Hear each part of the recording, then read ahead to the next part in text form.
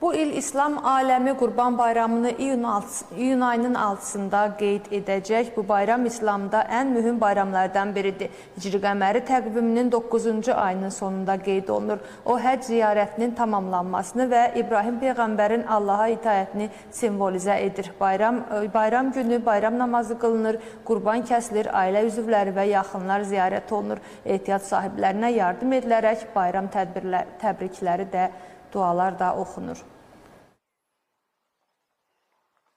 Qarşıdan gələn Qurban Bayramı münasibətindən bütün dünya müsəlmanlarını və ölkədə yaşayan müsəlmanları səmimi qəlbdən təbrik edirəm.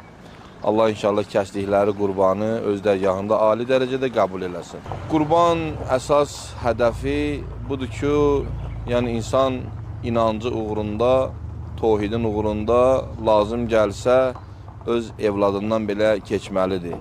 Həzrət İbrahim əleyhissalamın İsmaili qurban gaha aparmağının əsas məqsədi bu idi ki, Allah onu imtihan edirdi.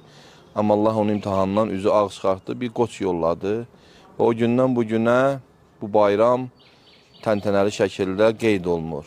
Tövsiyəm budur ki, müsəlmanlara əgər imkanları varsa da şəxsi və ya bir neçə nəfər birləşib iri buynuzlu, xırda buynuzlu heyvan kəsib fəqir insanlara, ehtiyaclı insanlara versələr, savabı daha çoxdur.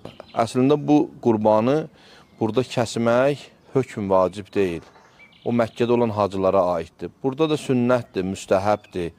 Kimin əgər imkanı varsa da gözəl bir adətdir. Əgər kəsə bilsə, kəssin. Əgər kəsməyə imkanı yoxsa da eləyə bilər, məsələn, 100 layirlik ət alıb bir nəfər ehtiyac sahiyə versin, onda savabı var.